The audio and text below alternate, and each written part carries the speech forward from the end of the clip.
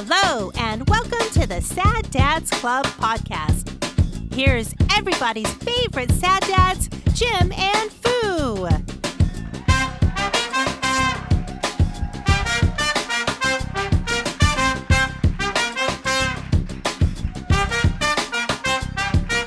Literally am splitting my side. Yeah, right. Knock that shit off. I got like predators, scope holes. I'm gonna start fucking oozing, bitch. My fucking belly button's gonna split open and other giblets are gonna come out of me. Oh, there goes part of my intestine. I kept meaning to I showed my brother. Okay, so here we go. Hey. Wow, welcome to the show. Welcome to the Sad Dads Club podcast. I'm not hammered, but I got a story about almost. No, not really. About being a hammer? No. Oh. Right. Being hammered or a hammer? So I can't remember. Yeah. Get methods in getting hammered. Oh, okay. Well, there we go. Oh, is that like keystring vodka? Probably just short of. Okay. So I can't remember if I mentioned this in last week, but Kim had wanted a stew pot. Okay.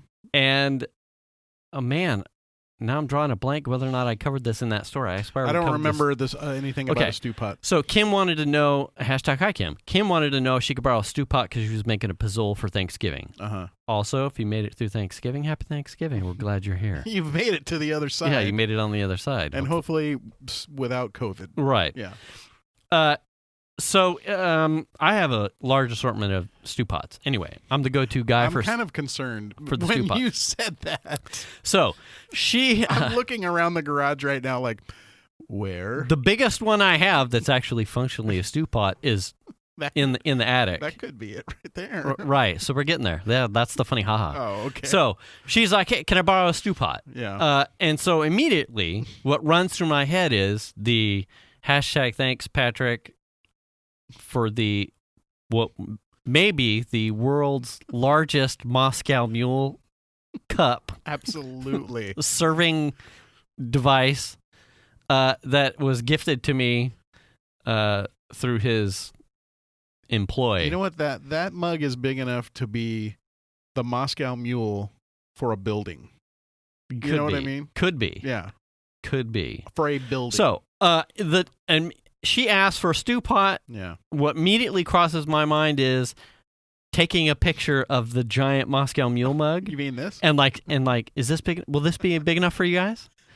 So what I do is I run into the. I reused the picture that I put in the Hangout of the banana with the banana in it next to it for scale. Right. And sent it, and she kind of laughed, and then I went and I took a picture of the.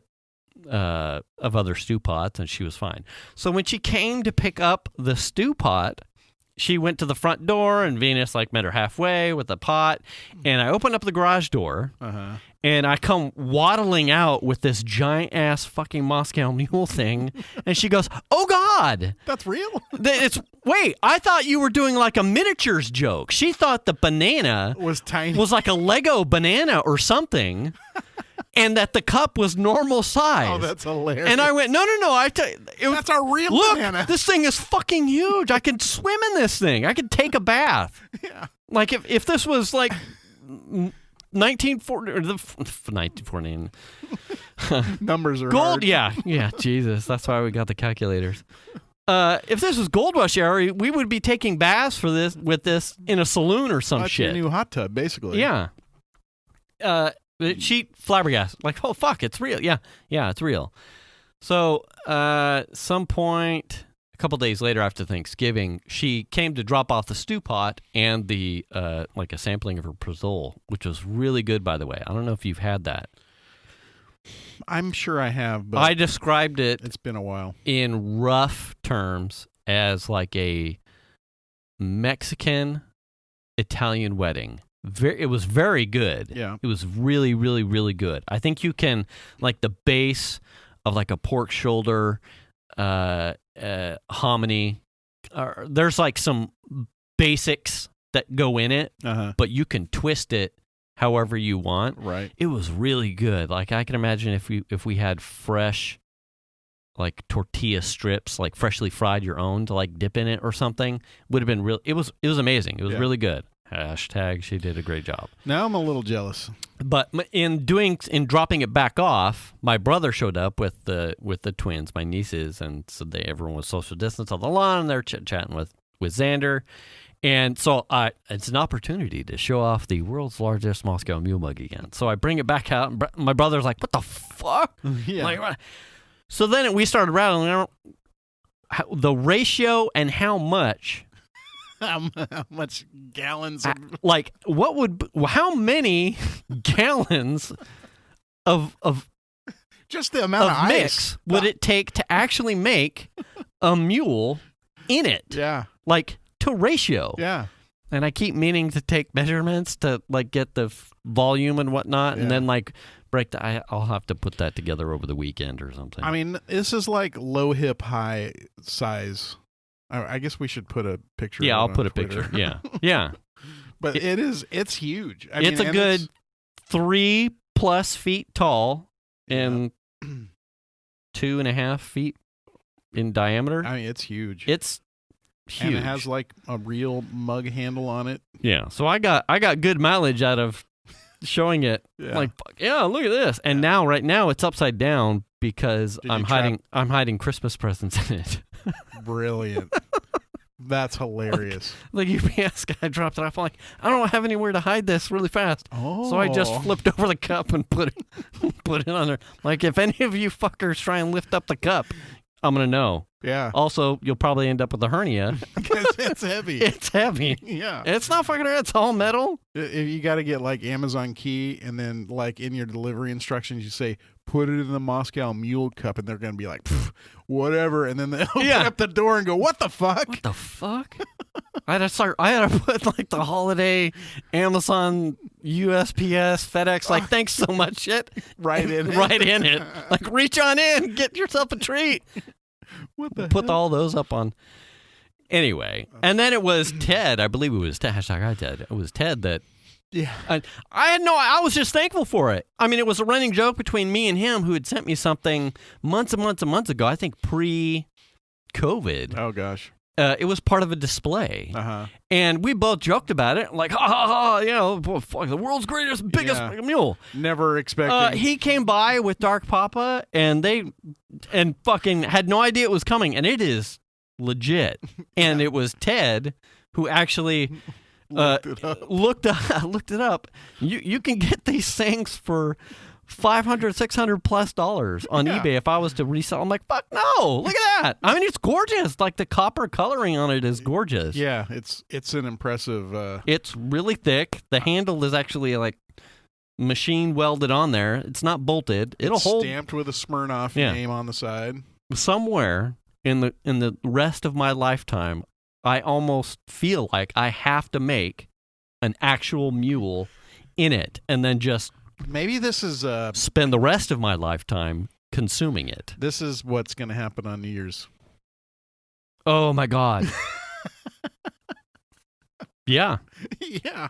But just leave it out like on a skateboard or something, and everyone can just come and grab their own cup and just fill up out of it. Yeah. Fuck. Well, maybe post-COVID. Yeah, post-COVID. Maybe. Anyway. You know, just thinking actually about the holidays. Oh, we're good. Never mind. What? I was just wondering what days the Christmas fell on, and what New does Year's it? When is it? It's there on Fridays. Is it? Yeah. Yeah. The 25th and the 1st are both Fridays. So how was your Thanksgiving? Weird. I mean, we like normally I would smoke a turkey. Right. I know we've talked about this in years past, but I would smoke a turkey and take it up, and we would take a bunch of other stuff. Right. This year, instead of smoking a turkey, I was still kind of like recovering from surgery a little bit, so I took it easy and made a from-scratch pie, apple pie. Oh, yeah. Which came out very well. Nice. So I made a pie. We brought a pie to my in-laws. We were there for maybe 2.5 or 3 hours. Yeah. Went there for kind of like early dinner, late lunch thing at like 2. And had like basically as soon as we showed up, we ate in the garage with my in-laws and my brother-in-law. Yeah. All like distance at tables and ate out there, shot the shit, had some pie, and then loaded up and left. And then came home and had the strangest Thanksgiving we've ever had. The kids didn't seem too bothered by it. Yeah. It was just weird because that's not how we ever have done anything. Like, you know what I mean? Yeah. Normally it's like we'll spend up until midnight there on Thanksgiving. Yeah. We'll have dinner inside, obviously. And then we'll usually come back the next day or the day after and make turkey sandwiches. We had none of that. Yeah. So I haven't had a turkey sandwich, man. Really? Yeah. Why? I didn't get any turkey. Oh, fuck. Yeah, I didn't smoke any turkey and I didn't bring any back. Oh. I don't know if that was an oversight or if they just didn't have enough. But I'm like, now I feel like I just have to go buy a small turkey and smoke it and like have turkey sandwiches. You know what I mean? Now they're all kind of convenient that way. You can buy the breast or the thighs or drumsticks, and it's not such a monument in cooking to get some turkey meat. Well, that's true. I mean, I guess you could brine the turkey breast or whatever. And, yeah. Oh, so yeah, I've got some. So ours was. I mean, that's what I'm looking to do is like have like a whole turkey type turkey sandwich like I have. Yeah. You know what I mean? So we had normal everything. We just had our atomic family here. Yeah. We didn't have any visitors. You didn't go anywhere. Yeah. And I did 2 turkey breast on the carcass things, but I smoked one and roasted the other. I did not brine either. No. And that was because I think like I said last week, I was just kind of like, sort of half into it. My effort level was like, I'll smoke it and roast it, and I'll roast it, right. But I wasn't going to bother with brine. Yeah. The smoked turkey, the meat came out normal. Okay. The skin was like denim. And, really? And when I went to carve the smoked turkey, it was like the meat was fine. The meat was perfect. So it came out leathery, kind of? Yes. Huh. So when I went to, I had I took them out both at the same time. The roasted one was also awesome. Yeah. The roasted one, the skin was like crispy, normal roasted turkey. Yeah. Perfect. I mean, it was almost even better. The skin was almost even better. But when I went to carve off the breast meat of the smoked one, my carving knife, that's like a heritage thing that's handed up, like one of the things that I got from my grandfather. Yeah. I went to going straight from the roasted turkey breast that I had just sliced off and put on the presentation platter. You just doled the shit out of it. I went to the smoked one and went to cut it off right through the skin, and it was like using a butter knife on a tomato. Tank. And I'm giving it the business, and I went, what is happening? And my first inclination was this fucking old ass knife. I am so done with this. Right. My dad bought me a really nice set as like a thing for him to hand down to me, but I have this like thing where I prefer to use grandpa's because it's grandpa's. But just because it's old doesn't mean it's a piece of shit. Right. Yeah. It's not. Yeah. But in that moment, I was like, fucking piece of shit. This thing is pissing me off. So it's just like bouncing. Yeah, off. I flip this thing over and like I run my thumb along the blade. And I'm like, oh no, goddamn, I'm gonna get myself in danger here. It is sharp. Yeah. So then I go to the other side of the breastbone and try and cut down that, and it's the same shit. It's like the skin is like pulling in. Like, nope, not today, fucker. It's Kevlar. And, so then I'm like, all right. Well, now I was holding it with it's the same turkey. It's the smoked one. Right, but you had 2 breasts that were part of the same carcass. It's the same exact turkey. So it's not letting me cut it on either side of the same turkey breast. It's just that this one's the smoked one. So I'm like, what the fuck is going on? Yeah. So I changed my tack. I'm no longer holding it with my hand. I get out like the fork, the carving fork, and harpoon the narwhal, and I am giving it business. And it is not cutting through the skin. I'm like, what the? Now, is this carving knife? Is it serrated or not? It's not. It's no, not. Okay. It's a straight. All right, straight blade. Okay. And so I'm like, this is. I'm done. Yeah. You're playing the violin. It was straight cartoon. So I ended up like, well, I'm done. I don't want to keep the meat hot. So I just pulled back the turkey or the skin and just carved off some of the. And then, so now I'm worried that the meat wasn't. It's just jacked. Yeah, right. Yeah. Meat. Oh my God, the smoke. Yeah. I mean, it was in the smoker for a good 4+ hours. Pecan and hickory. Nice. Really good. It wasn't overpowering. It was still really fucking juicy. I'm like, oh God, the best sandwiches ever. But the skin was still pissing me off. I'm like, what happened here? Like, Did you get out your kitchen shears? Yeah. No, I ended up just peeling it off and just being like, fuck it. I think there was. It? What? Did you taste it? Yes. And it was like, it was like. You couldn't even eat it? No. Huh? Oh. No. No. Really? It was terrible. Absolutely terrible. And so that, then I'm going back and forth between the roasted one and the smoked one. I'm like, what happened? Is it like just up top here? I'm trying to pull like a piece down from where like the neck is. It's like, since when do they make turkeys with leather skin? No, it was like chewing on fucking silly putty or something. It was terrible. I'm like, what happened? What did you do? I didn't brine it. Now, I've brined my turkey as far back as I can remember. Yeah. I'm like, even ones that in the past where I do a small portion, just like this year's, where I smoke it, I would brine it along with the bigger turkey, same batch. Yeah. But I did not think it was going to make any that it would make any difference. Yeah. So now I've got something where I just flat out can't let it go. I need to go buy. You have to test it. Yeah. Like, does brining impair the skin enough on a smoke or even on a roast that it makes it? Well, really, my only concern is the smoke. My assumption would be that the brine makes it more moist. The meat, it should. Well, I mean, no, but I've never. But I would think that it does something to the skin, to the sense that when you slow cook it if you slow cook it in your smoker, that the fact that it's brined with the salts and stuff probably help protect or preserve it better. Than if you just throw it in the smoker and let the skin get leathery because it's just sitting out with no sunscreen. You know what I mean? The whole thing like boggled my mind. Yeah. So now it's like, I would imagine it's a moisture content. I'll have to test it. Interesting. To like give it another go. Well, now you have to test it and you have to tell everybody. Right. Because you brought it. And I've had my turkey sandwiches. Venus made turkey chicken noodle soup this evening. Oh. With the leftovers. I had turkey on Thanksgiving and that was it. And that's one of my favorite parts is the turkey sandwiches after like the good day or two or maybe even 3 of these delicious turkey sandwiches. Yeah. I had none.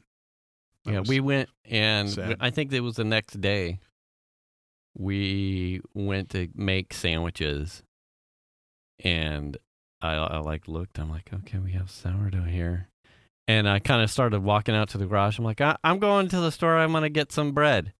And Venus goes, we have bread. And I went, yeah, but okay, well, maybe not. And so then I walked back to the kitchen. I'm like, oh, God damn it.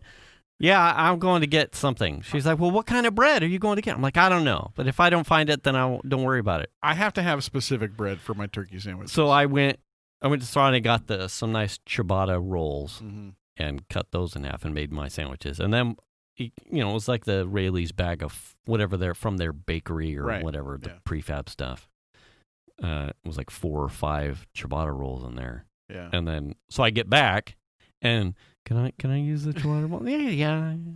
I told you. These are mine. Told you. Yeah, you can. Well, I have to have honey wheatberry bread. That's my bread. What? Honey wheatberry bread. Honey wheat berry? Uh-huh. By who? Yeah, it doesn't matter. Oroville or Redenbacher or a wheat. Redenbacher, I don't care.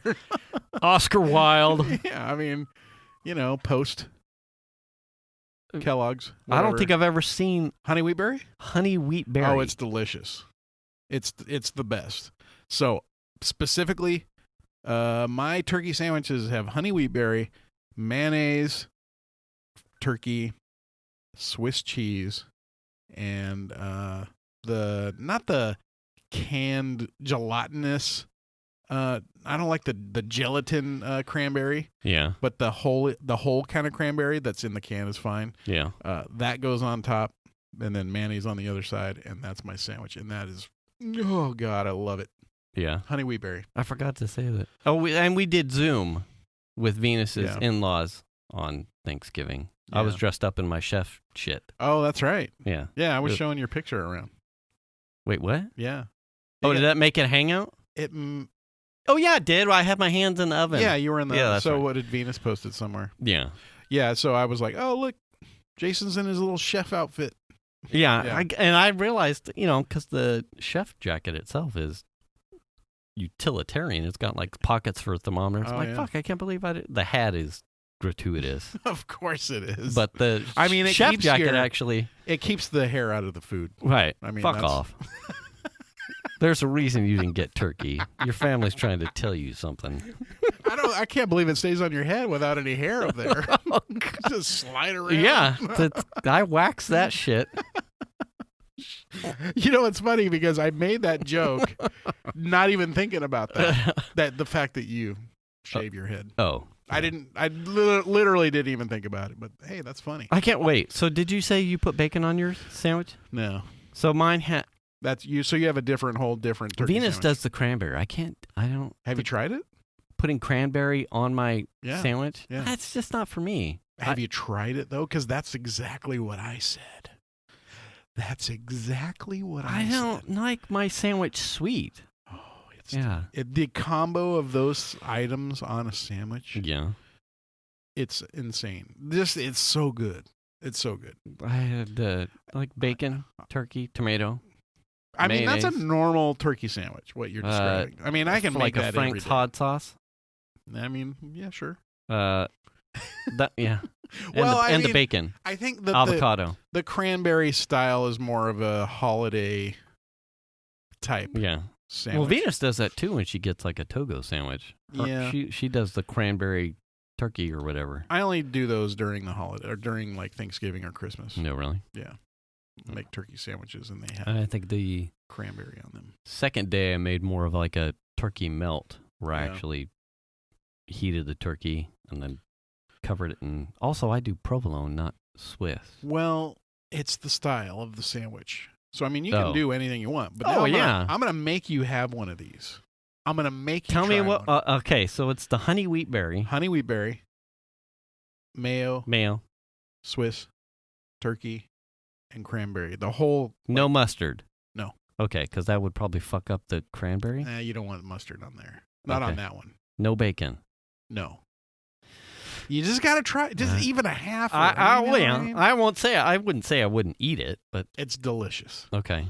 Is it like a peanut butter and jelly sandwich amount of cranberry, or is it like a thick ass like ham steak thickness amount of cranberry? Well, I mean, kind of like however much you want. I put just enough on that it's sort of like maybe PB&J. Okay. I'm not like loading it on there. Yeah. It's just enough for the flavor of the cranberry. I don't want to see like a layer like I'm going to the Grand Canyon. I'm like, oh, that's the Pleistocene. I don't want a fucking like tectonic plate of cranberry Schmitz. No, I don't want that much sweetness on my sandwich either. That's too much. If you put too much, it's too much. Yeah. Like, give good coverage. Just enough. Yeah, just enough to get it on there. Yeah. And man, it's delicious though. I'd try it. And my wife used to like to do also dressing or whatever you call it. Some people call it dressing. Miracle Whip? No, like a turkey dressing.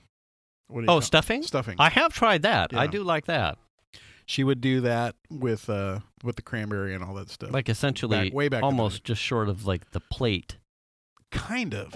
In the sandwich. I'm not a big fan of the stuffing part of it, but I like the other way a lot. Mm. And I didn't know honey wheat berry existed. So I'm like you. Where did that come from? So way back in the day, back when I used to work at Pizzeria Classico, we did sandwiches at lunch and stuff. And that was one of the breads they offered was a honey wheat berry bread. And I was like, what is this? Huh. And I had a honey wheat berry bread sandwich at the restaurant, and it was amazing. Confused as to how I've never seen this. I mean, you know what's funny is it's getting harder to find sometimes. It's like, well, we need honey wheat berry. We'll end up going to like 2 stores to find it.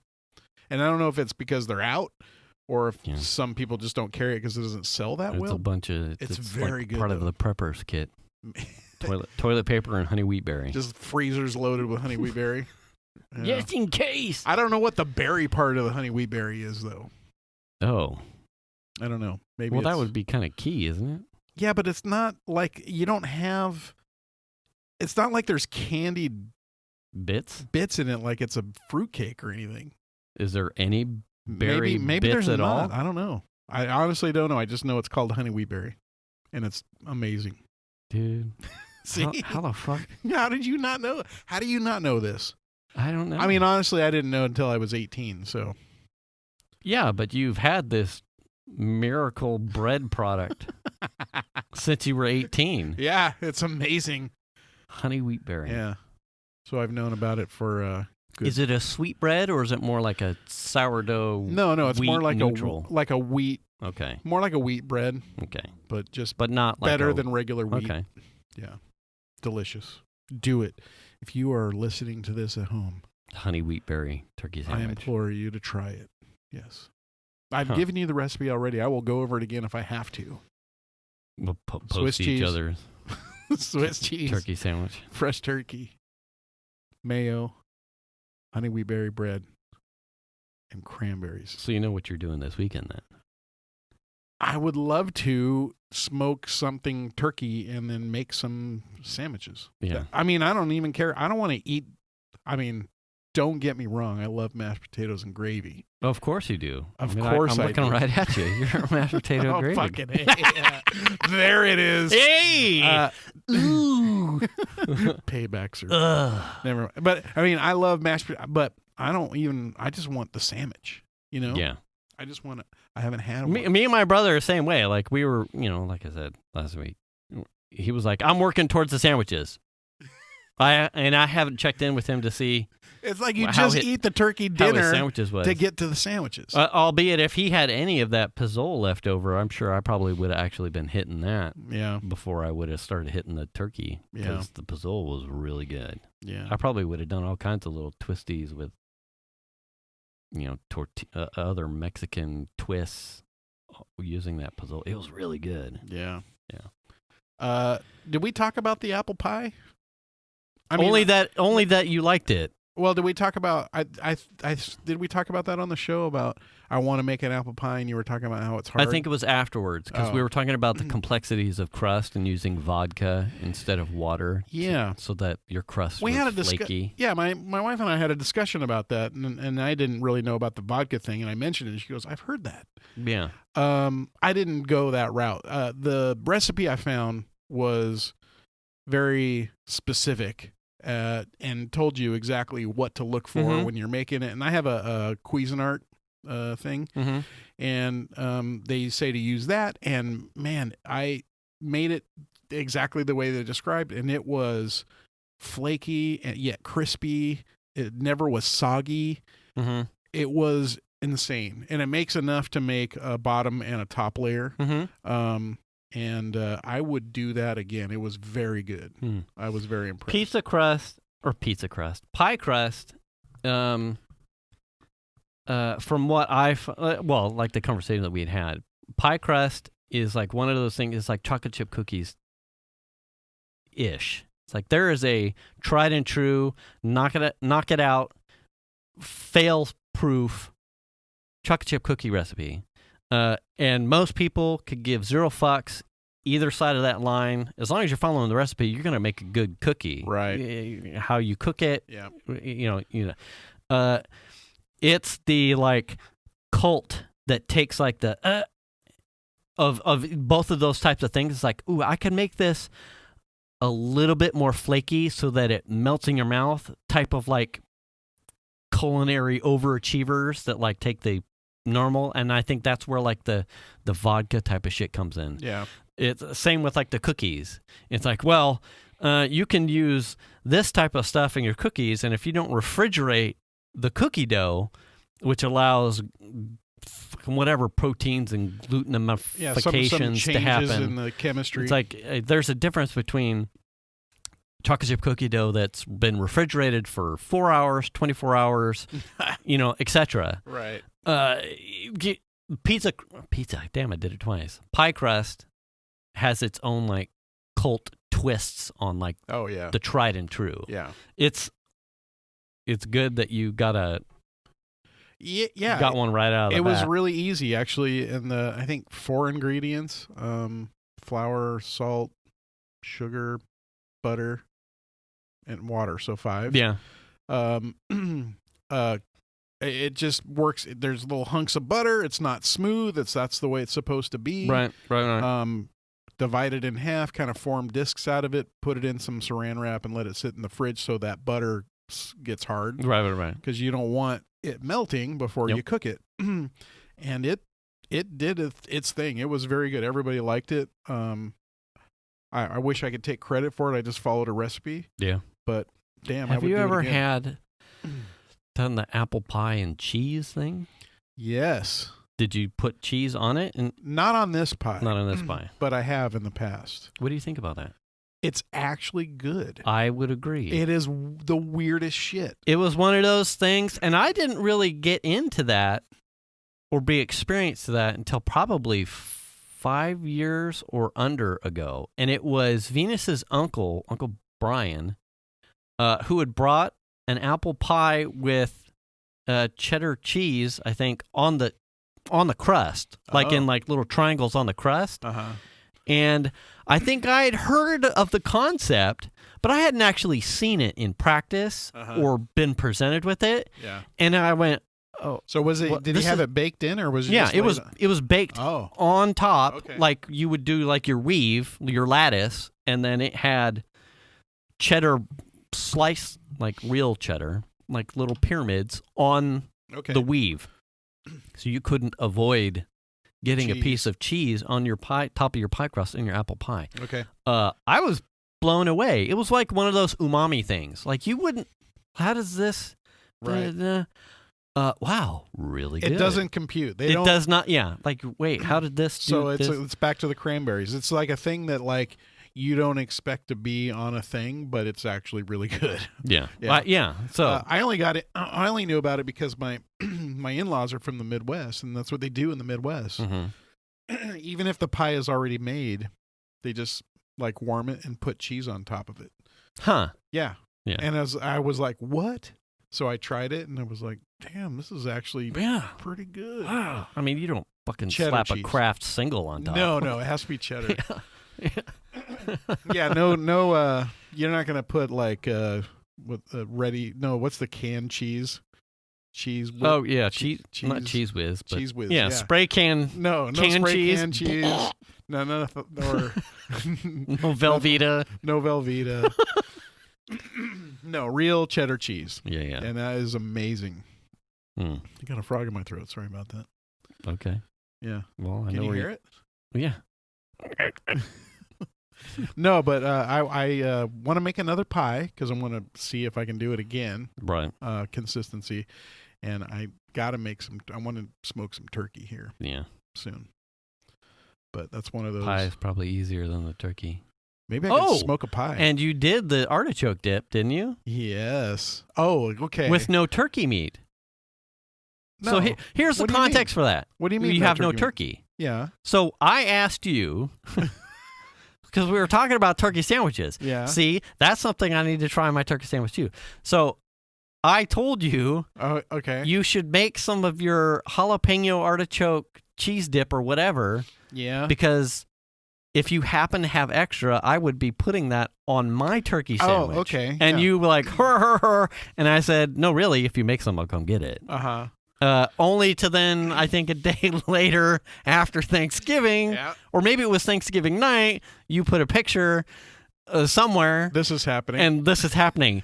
And I am like, oh, fuck yeah, here we go. Waiting for the leftovers. I got turkey meat. I know what's happening, and I ain't hear a motherfucking call. Well, you see, we just made a small batch. Normally, we would make a big tray. I need a scoop. I needed a scoop, and that was it. And well, here's what happened. You not calling me. We ate most of it, and then we had a little bit left over. Like with chips? Yeah. Okay. because that was Thanksgiving. What we did out on Thanksgiving night was the dip, and Melly made. I was waiting. Melly made a bean dip, and so the dip got like plowed hard, right? You know, like a whore, right? Timmy's mom #hey. Yeah, exactly. 3 for 1 Black Friday. And then we barely had any left over, and normally we would make scrambled eggs with it the next morning. Right. So instead of making scrambled eggs, we barely had enough to do like a quiche. Oh. Like it just was enough. Yeah. So we didn't really have. It was a pretty small container. If we made a bigger tray, like a half tray or a bigger tray, it would have been. I would have said, "Come over and get some." Yeah. Well, you know. Yeah. Coal in your stocking. For sure. Right. I mean, I don't. Yes. Santa's like, nah, fuck this house. Well, it was funny because when we went to go buy the stuff to do it, we have all that. We have this stuff, and I'm like, I don't know. Is that going to be enough mayonnaise? Because that's one of the ingredients. Right. Is it? I don't know. Do we have enough Parmesan? You know what I mean? It was like, because normally I make a big tray of it. Right. And this was a very small, and I'm like, there's so much of this stuff goes in there. Like, I don't know if we're going to have, it was enough. It was just such a small piece. No big deal. Yeah. Sorry. I feel bad now because it got you all excited. This is happening. I was waiting. That's cool. Well, I mean, maybe I have turkey meat left over. I could wait. Well, I tell you what, I could smoke some turkey meat. Okay. And then maybe make a tray. Maybe. Are you going to brine the turkey before you smoke it then? I would think so. Please do, because you don't want the fucking canvas skin. No, I really don't, actually. Yeah. But yeah, I would think so. Yeah. That'll be good. Yeah. I mean, it's the time of the year you could do it. Start Friday. Brine. Yeah. Will you do 24 hours or just overnight? Yeah, normally it's like I would start at like maybe 8 o'clock the night before, then brine it until the morning. Yeah. Not a full 24. Why are you laughing at me? Yeah. only like 8 hours, Jim? No, I'm just wondering, when I can expect a call. You're planning out the day already? Let's see. Jim's going to message me. Last time you didn't, so now I'll know to remind you to call me when the dip and the turkey and the sandwich is ready. Oh, damn. Whether or not I need to eat on Sunday because you'll have food for me. That is a lot of pressure right there. You know what I'm saying? Just start your brine on Saturday or Friday so then I know where to plan my foodings. Yeah. Anyway. Well, one of the things we made that we started making probably about, 4 or 5 months ago was Italian nachos. And it's not really nachos. It's made with fries, like garlic, rosemary fries. Is your base instead of like chips or something. Yeah. But you can do like Italian seasoned chicken breast and slice it up and put it on there. It's super easy, but the prep is what takes all the time. But like chopped bell pepper, onion, jalapenos. I like to do spicy Italian sausage and then just cook it so it's ground up. Right. And then you cook your fries so they're nice and crispy, and then you put like... Do you have a deep fryer, hot air fryer, or an oven? We're just doing it in the oven. Okay. We have an air fryer, but we're doing enough. We're usually doing 2 trays, so we'll do it in the oven, and we'll just cook them until they're nice and crispy. Okay. And then you load them up with the seasoned spicy Italian sausage, onions, sometimes sautéed mushrooms, bell peppers,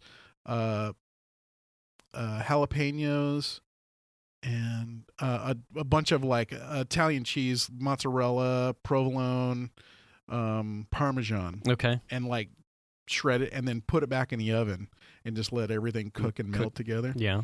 And then when it comes out, you scoop it off to put it on your own plate, and then on the side we'll do like Alfredo sauce, pesto, and a marinara. So you can put a little sauce on it. Oh God, it's insane. That sounds really good. It's really, really good. How often do you make that? Not very often. We've probably done it 3 or 4 times in the last 5 or 6 months. Probably doesn't travel well, but that would be a cool party thing if you were hosting, because trying to carry your fries probably get all soggy. Yeah, you would have to probably cook your fries at the location. Yeah. But that's the big thing, is getting the fries nice and crispy, because now you're going to load them up with all the stuff. And, man, it's amazing. Well, sometimes Melly will be like, let's do Italian nachos. Shan's like, okay. So then it's like, go get the stuff. And it's a lot of prep up front. But, man, once it comes, it smells like an Italian pizza restaurant in the house. It's incredible. That sounds really good. We have a like Venus and her cookies, specifically the chocolate chip cookies. If we swing back to that, she's got a really good recipe. She pretty much does for like holiday stuff, or whenever the kids, or she just gets a hankering for the cookies, and she's like slowly passing that down to Piper. Piper loves cookies as well. I mean, who doesn't? Right. I mean, so I like this goes back probably a month plus ago. So Venus makes, I think Venus was walking Piper through making a batch of the chocolate chip cookie batter. And then Piper was going to have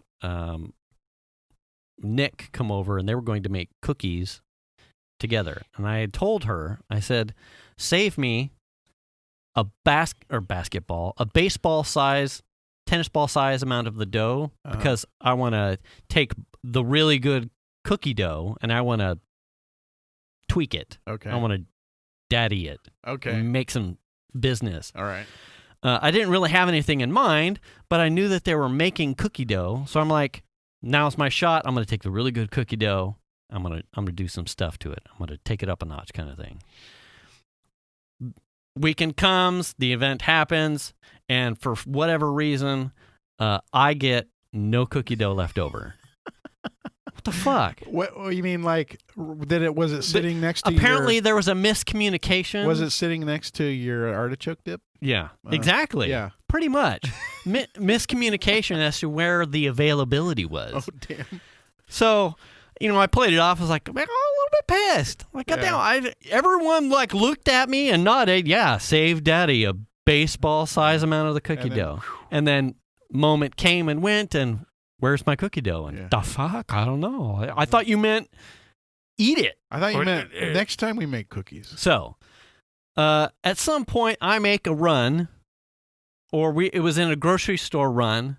I buy just the tube of the Toll House chocolate chip cookie dough. I'm like, really, all I want to do is just fuck with cookie dough. Yeah. And if they're not going to leave me any, I've got this. This is my backup in reserve. Yeah. Somewhere in the halftime between the event where Piper had her boyfriend over and making cookies, Piper and Venus make another batch of cookie dough and make the cookies. We eat the cookies. They go by. Some weekend, Piper gets a hankering for cookies. They make cookies again.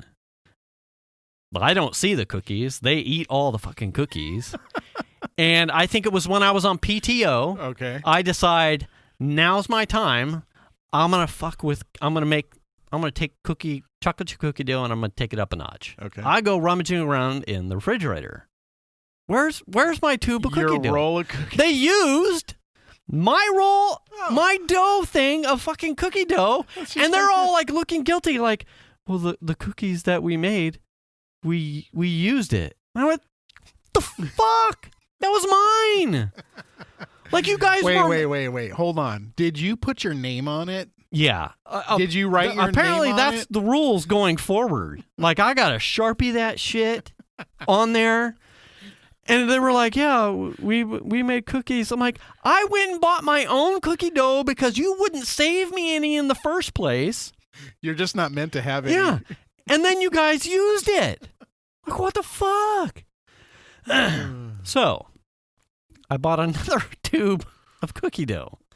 And what I wanted to do in my investigations was Rayleigh's also, I don't know if Bel Air is also selling it, but over in their like specialty stuff where they have like the breads and some like their usually like the olives and charcuterie stuff, They've got these little bags from some shop called Better Than Brittle. Have you seen it? It's a black bag, and they come in like little gift, like in a bar, or these like 1 inch by 1 inch squares. It's not peanut brittle. It reminds me of the if you had Butterfingers. Yes. It's like that flaky stuff on the middle. It's a little bit more peanut buttery than that. Okay. But it has the flakiness of it. Okay. But more peanut buttery. Which the inside of a Butterfinger always kind of reminded me of a croissant, but with peanut butter. Right. It's that crunchy sort of. It's somewhere between a peanut brittle and the middle of a Butterfinger. Okay. Really good. Melt in your mouth kind of thing. Yeah. It's amazing. So I've been pounding these little bags, which is terrible for me, but I'm sure. What I wanted to try was I would crush one of these little squares up, and like take a scoop of the chocolate chip cookie dough, and essentially roll the cookie dough into the crumble of this Better Than Brittle stuff. That was my plan. So are you working it into the or just I worked. it? Well, I've done both because that was part of like the test. So I worked into it, and the other I just kind of crumbled it on top. Okay. And when it bakes, it does like a glazing. when it's just on the top, it does like a crispy glaze, makes it a little bit more crispy. But when I worked it into it, it almost like crispied up the bottom, like you would do like a sugar on a creme brulee. Yeah. Like it makes it much more snappy on the bottom. Okay. Oh, it's really good. So I do that with a couple, I don't know, probably less than a dozen cookies until I ran out of the Better Than Brittles. So last weekend, I'm trying this again. Yeah. I have another tube. But this time, you wrote your name on it.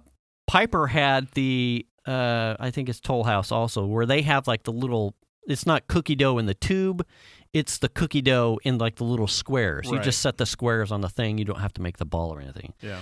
So she's doing that, but I have my tube. So I go into the pantry and I grab a couple like leftover from Halloween Hershey's chocolate bars. And I just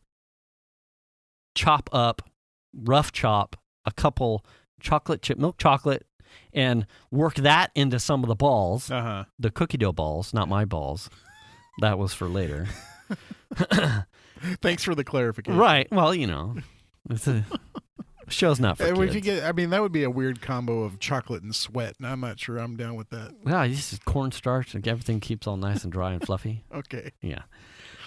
So I had the Better Than Brittle crumbles and like an extra amount of chopped milk chocolate Hershey's chocolate bar worked into my cookies. I only made like 5. Okay. That was all I had left. Piper makes the whole brick of her things. And her cookies come out. I like my cookies crispy. Yeah. Her and Venus like the I like crispy. Abomination softies. Yeah. Like, oh. Yeah. That's like a limp pecker. Yeah. It's not for me. I'm all about rhino, robust, dunk this, and you could build a house off of these cookies. They're good. Yeah. So I have my 5. Get to the evening. Piper goes to hers. I'm about to have mine, and I cut off half just so she can taste it. And she wants nothing to do with her cookies. She wants my cookies. Just based on the one taste? Just based on the one. Okay. So then I've only got 5 of these fuckers. So Venus hasn't claimed one yet, but after Piper's half, and I eat another whole one because they're good. Now there's 3. Now there's 3 left. Piper's like, well, Mom doesn't want one. I have Mom's. And I'm like, well, I gotta give one to your brother. But Venus then decides she wants to claim one, and now Piper's, and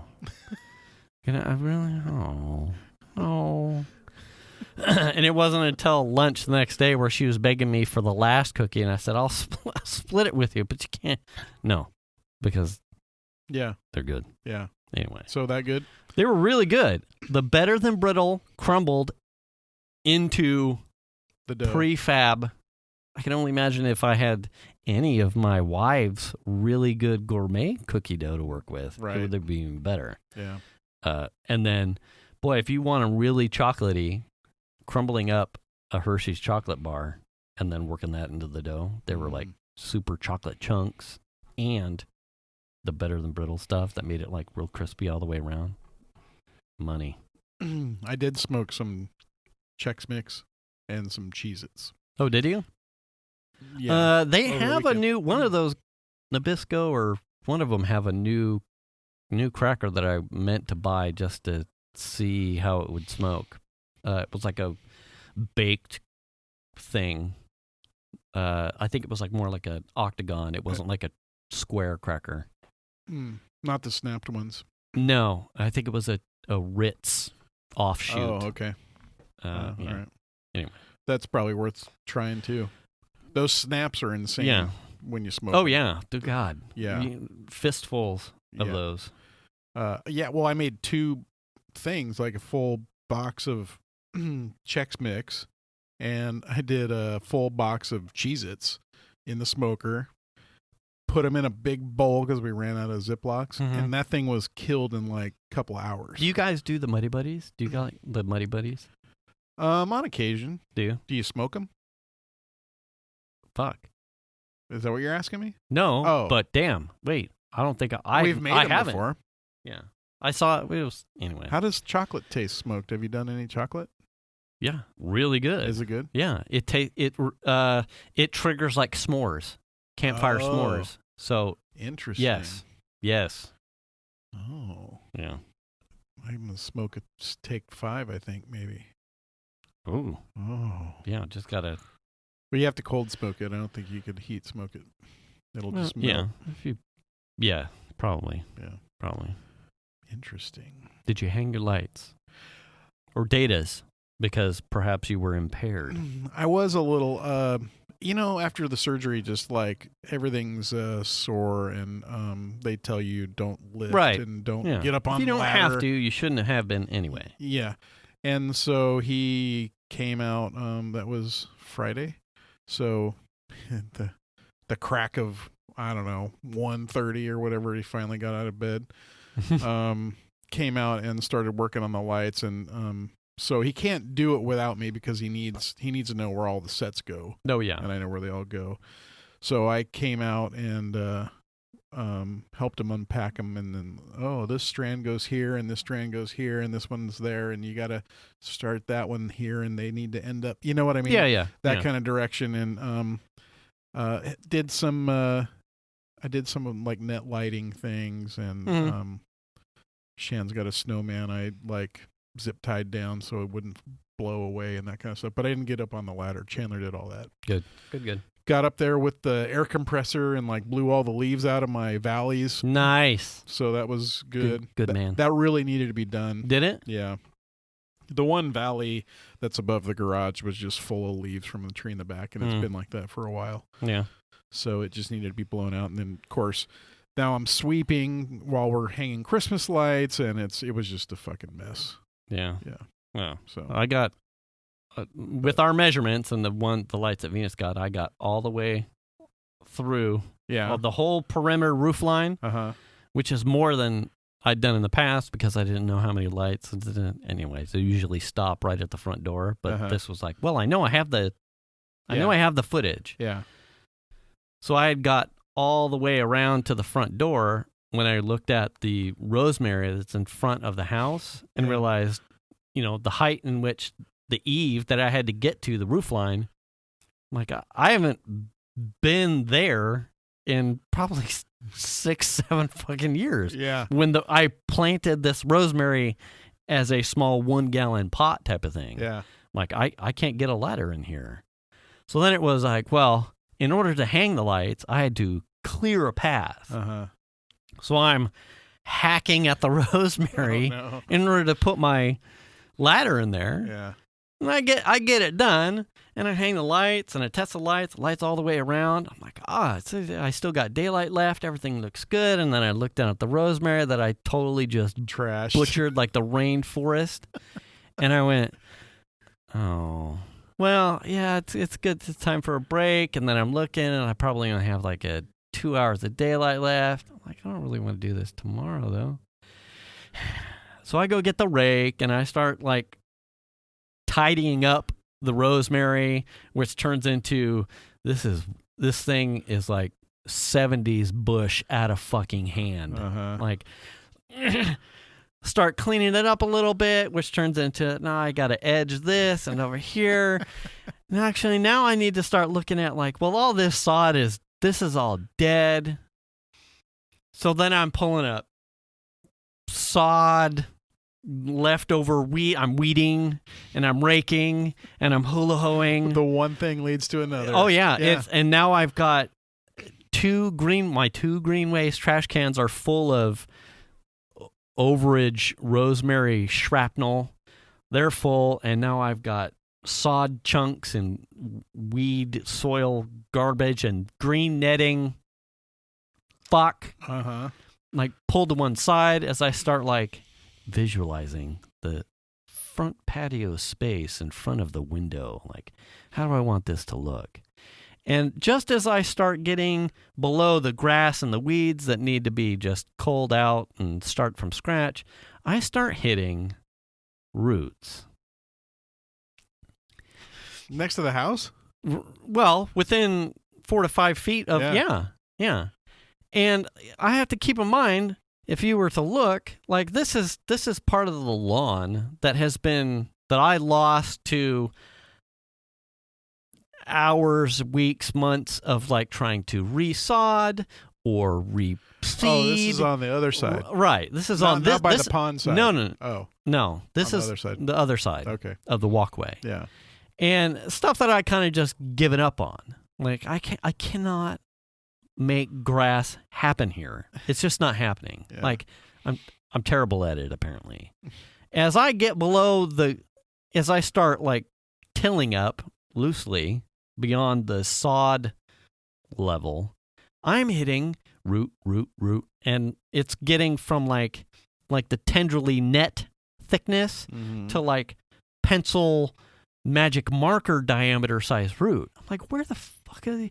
I get down there and I'm like smelling the root. I'm like, it's like redwood. Fuck. Two giant redwoods. Yeah. The one that's shooting a huge trunk that we've like made like this thing is coming across my lawn and pushing up lawn, and it's probably killing stuff here. Those two trees have pushed roots through the entire lawn. Yeah. And have killed it. Effectively killed it.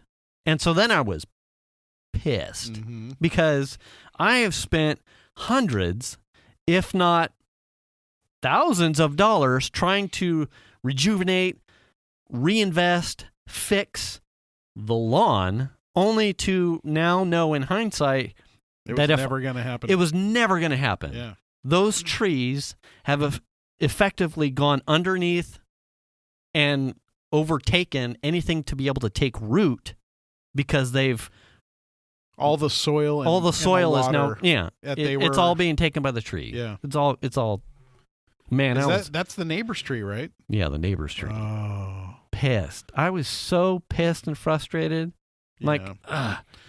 I mean, I get that. Just when we were doing our patio this summer in the back, the space where the patio went, oh man, so many roots back there. Yeah. So many. I mean, you'd be like digging up a spot and then hit a root that was like, 2.5 inches or something. Yeah. I mean, it's crazy. And then I'm getting out saws to cut them because like I got to put a line through here or level this or whatever. Yeah. Oh, nightmare. Like, I mean, I'm glad I know. Yeah. But I'm also pissed. Yeah. That I know. Because it's one of those things where it's like now you can't do what you want to do with that space. It's your space.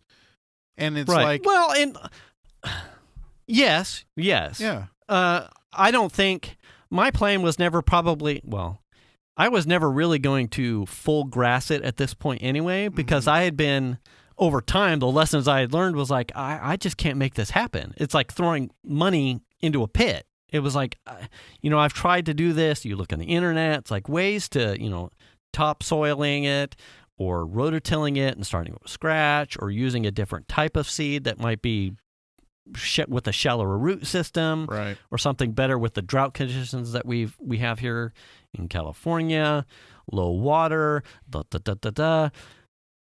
probably thousands of dollars in lessons that I'm like, well, whatever I do here, I don't want, it's either going to be little planters of things that can live off a drip, but lawn, from the lessons learned here, is a waste of money. The difference and the frustration is that the lessons learned I thought were mistakes that I was making, only to find out that nature was fucking me behind the 8 ball from the get-go. It's like, well, how would I have known without getting, and this goes back probably decade plus. Yeah. Like, I would not have known then. I would have had to have done some sort of sampling near the fence line to be like, in 10 years, am I going to be fucked by this? It's like, you know how to fix it? You rent a ditch witch and just fucking chainsaw all the way down I the am side not of the saying house. that that's what I told my wife that I was going to do, but allegedly, that's my plan. And then peel all the shit up out of the yard. Right. Yeah. Yeah.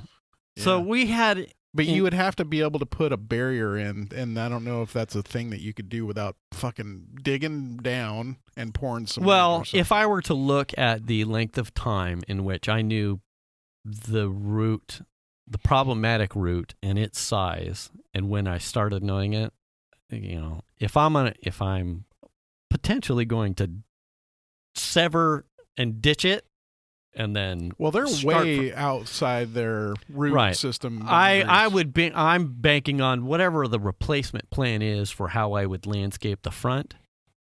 I'm banking on 10 to 15 years of viability before I have to start, checking for, hey, am I getting new roots? But I'm also, now in hindsight, it's something I would be looking for. If I'm going to start... Now you know. Now I know. Yeah. I'd be looking for things to start, pushing up from the soil near the fence line. I'd be like, I'm checking for this now.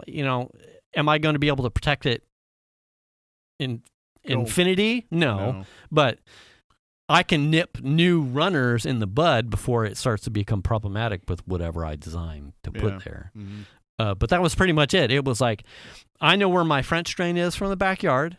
I know where that is. I know where to avoid that. I'm going to come over, make sure I probably I have to remap my irrigation lines where those are at. Ditch witch and good night. Dig a trench. Yeah, deep I'm enough sorry. to cut all the roots. I need another French drain. I'm sorry. Oh God, look at all these roots. Sorry, ma'am. I got a flood problem in the backyard. Well, they're coming over here for the whatever moisture you're providing. I mean, apparently they're not getting enough. Right. And I can only imagine, right, what it looks like on the other side of the fence. Well, I feel sorry for your foundation, lady, because if it's doing this over here, you got a problem. Well, we had pine trees behind our house backs up to a city street, and it's a sound wall, so it's a brick wall behind our house. There were 3 pine trees on the other side of the wall that were growing under the wall, and we had pine tree roots growing across our yard. Oh, wow. From the city's trees. Mm-hmm. Those trees have been cut down by the city. Mm-hmm. So I don't imagine those roots are still growing. But Jesus, they're invasive. Oh, yeah. And I believe it. Those aren't even the roots that we were dealing with. We were just dealing with the roots from the tree that we hate in the backyard. Yeah. That we haven't cut down yet. Those pine tree roots were insane because they love to skim the top. You know what I mean? Mm-hmm. And just spread out like crazy. They don't go very deep, and maybe they can't. Maybe that's part of the problem. Or I think that's part of the problem. Yeah. I think if you were to go closer, up the foothills, it's like where the soil is different because of saturation gets further. I'm sure they probably deep and down. Up here, it's like they'll go only as far as it's the easiest path. Well, and that's down and then back up where all the water is. Well, that, and also if there's no water, there's no reason to go deep. Right. If they'll suck it in up top. Yeah. Yeah. They'll just get There's nothing down here. Yeah. This is decomposed granite. Fuck it. We're out. What's up top? Yeah. I don't know. Sidewalks. Jason sprinklers are over there. Let's go. Shit. This guy overwaters. He has no idea. Let's go here. Yeah. That's what's happening. Fuck that lawn. There's a conversation that took place. Yeah. That stuff comes from Hanford anyway. It wasn't native. Let's take this. There's no oak tree over here. Let's go get it.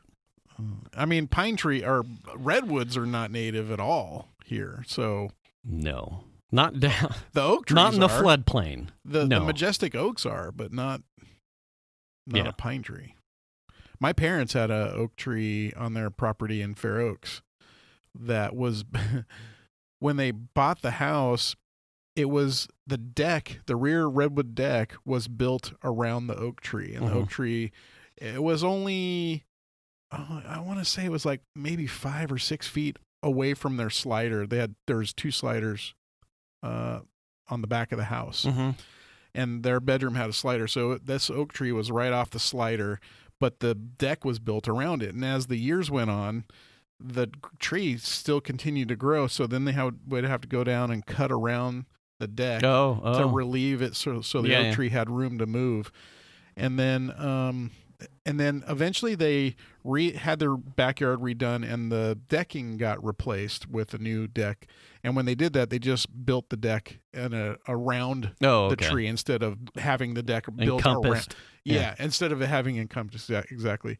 So that helped the problem. And then eventually they found out that this majestic oak that had been there for a couple hundred years was pushing up the footings of the house. Oh, yeah. And that's a problem.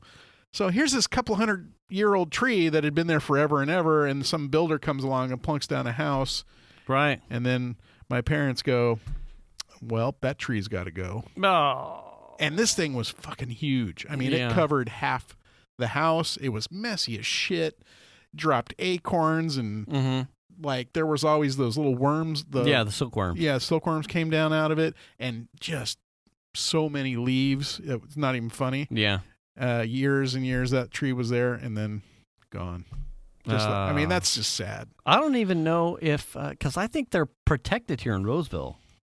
I think they had to get a permit. Yeah. Oh, okay. They that actually did have to get a permit to have it taken out, but when they showed that it was causing property damage, then they were like, sure. Okay. Yeah. All right. Yeah. And then I'm sure it wasn't cheap to have it removed. Cut it down. Yeah. So, but that's a problem, man. Trees are, I mean, you just walk around our sidewalks and stuff and you see places where the sidewalks are totally pushed up or they're ground down because the cities had to come out. Yeah. That's all trees. They're all the trees are planted way too close to some of this shit. You know, there's an It's like, I can't fault the tree. No. It's like man is an idiot. A dumb human did that. This will look good for whatever the projection is for the housing development. Yeah. For that duration. Yeah. And no one really forecasts what happens after that. Well, when we first bought our house and the neighborhood was brand new, there was a Roseville shade tree program that you could get into, and it was free, and you had to do the labor, but the city would provide you shade trees because the neighborhoods were all new and there weren't really any trees around. And so you could be a part of this program. Well, they came in and did that. I don't think we participated, but a bunch of people down the street did. Like there was like several houses in a row down the street from us where they did this. Well, all those trees are huge now. They're, 23 years old or whatever. And they're pushing up the sidewalks and they're super messy and they're causing all kinds of, people's yards are getting decimated. I can see, like, when we were running, you can see some of, like, you would think are the first generation type of houses around here. If you were to look at, like, the path to the doors or right around their front porch area, you can tell a lot of them, the first geners because they've got stumps. Uh-huh. As someone went, this looks good as like probably a 5 to 10 year tree. It'll nice shade the front yard. It'll look really pretty. Yeah. 15 to 20 years, this thing starts pushing up the front porch walkway. Yeah. It starts ripping through the. In fact, that was the reason the cross neighbor here, the tree had spread so far, it was ripping through her irrigation lines. Oh, geez. So, yeah, 5 to 10, 15's probably pressing it. 15 to 20, you start seeing the longevity problem of, well, the tree survived, and now Mother Nature is like, check it, pushing up my foundation, or check it's this doing out. This or that. Yeah. You contain me, motherfucker. Yeah. Well, some of those trees are just way too big for the spaces they're putting them in. Which Absolutely. is invariably what's happening.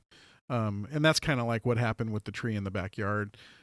We have a tree in the front yard, and I remember when the house was brand new and it had supports, right? The stakes next to it and holding it up. Mm-hmm. And I even went out and bought the fertilizer sticks and drove them into the ground so that it would feed it. We want this tree to grow. And now it's like, it's a goddamn mess. You know what I mean? It fills up the valleys. It's like got giant roots that have cut through the yard that I don't like, that, I'll never. Wrecking your Toro. Yeah. I mean, literally, it's a thing. I have to rock the Toro over the root, and the blade spins, and it cuts part of the root. Yeah. And you can actually smell it. Huh. Oh, sorry, Oops. just chopping wood out here with my Toro. Yeah. But yeah, it's kind of a sad thing that these trees do a lot of good, but at the same time, if you're a homeowner, they do a lot of bad careful. shit. Get like if you're ever asking for like a consultation for like the shade trees, because I know they're still doing that for the energy conservation stuff here in the county as well as the state. Yeah, it's like their PG&E I think has a program where shade trees kind of thing. I would make sure to ask, like, what does this look like 10 something plus years down the road? Am I going to have to be, do I need to have someone come out and consult me every 5 years or so about like root maintenance? How do I, is this an endangerment to the foundation or my irrigation system? Will I have to replace? Those would be really important questions to ask. Yeah. Like, I would do that. Yeah. All the stuff that's out front, the builder put in. So that was all part of the front yard they put in. But the tree out back, we had no idea when we planted that what that thing was going to become. And then the neighbors next to us, who we got the tree from, because they bought 2 and put 1 in their backyard and decided not to use the other one. We're like, oh, we'll buy it off you and put it in our backyard. Yeah. Theirs just got cut down over the summer. Oh, wow. And that one was so big and messy that their entire backyard was covered by the tree. They didn't get any sun back there at all. No. And it was like wrecking gutters and all kinds of stuff. So we're kind of seeing a little bit of that. I mean, as much as we enjoy the shade, it's a goddamn mess, and we were out there cleaning up over it this weekend. Right. We're probably gonna have to get rid of it. I mean, Listen. We know we will. Yeah. But just milking it for shade. We're at time. Okay. Well, we appreciate everybody listening. Yeah. It's December. We're almost at the tail end of 2020. If you're still with us, we thank you for sticking with us. Absolutely. Thanks. And the planet. Yeah. Oh, gosh. Hey, you're still here. Yeah. So all I have to say is wear the mask. Wash your hands. And return the cart. Wash your ass? Yeah. Yeah, both of those. Yeah. Well, there we go. Yep. And register to vote. Do the kindness. Do the kindness. Yeah. That's probably the most important one. Yeah. You had another one? I thought I was coming up with one the other day. I will have to. It was probably do the kindness. All right. But there we go. All right. Well, thanks for listening, everybody. We appreciate it, and we'll see you next week. See you next week.